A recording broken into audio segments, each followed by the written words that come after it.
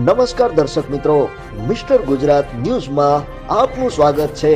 ભાવનગર ચાલી રહેલ સરકારી અનાજના ચોરીના બનાવ અવારનવાર બનતા હોય છે, જ્યારે ફરી એકવાર ભાવનગર શહેરના ચિત્રા પ્રેસ ક્વાર્ટર પાસે એક અતુલ શક્તિ ટેમ્પોમાં સરકારી રેશન અનાજ ગેરકાયદેસર રીતે તંત્રની જાણ બહાર અમુક સ્થળે પહોંચતું હોય તે શંકાના આધારે પત્રકારો દ્વારા ટેમ્પો અટકાવી પૂછપરછ કરતા પોલીસ બોલાવવાનું કહેતા ટેમ્પો ચાલક દ્વારા અન્ય પત્રકાર સાથે વાત કરાવી ટેમ્પો જવા દેવાનું દબાણ કરવામાં આવ્યું હતું, જેની ઈમાનદારીપૂર્વક પત્રકારો દ્વારા ટેમ્પો રોકી રાખતા બીજા અમુક ચેનલના પત્રકારો આવીને ઉશ્કેરાઈ ટેમ્પો રોકનાર પત્રકાર પર હુમલો કરવામાં આવ્યો હતો।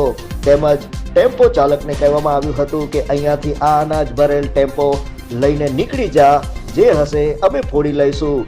તો શું આવા જાગૃત પત્રકારો સાથે બીજા અમુક પત્રકારો દ્વારા દબાવી ઈમાનદારીથી પોતાની કામગીરી કરતા પત્રકારો સાથે ગેરવર્તન ક્યાં સુધી સાખી લેવાશે?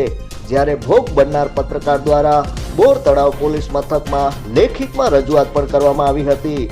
શું આવા અમુક પદભ્રષ્ટ પત્રકારોના કોઈ જાતના હપ્તા ચાલે છે કે પછી આવા ગેરકાયદેસર અનાજ ચોરીમાં તેમનો કોઈ હિસ્સો હશે?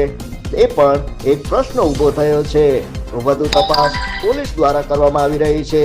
ભાવનગર શહેરમાં સરકારી અનાજના કાળા કારોબારનો વિડીયો વાયરલ।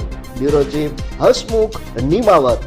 જોતા રહો મિસ્ટર ગુજરાત ન્યૂઝ, સત્યતાની સાથે સ્પષ્ટ વાત।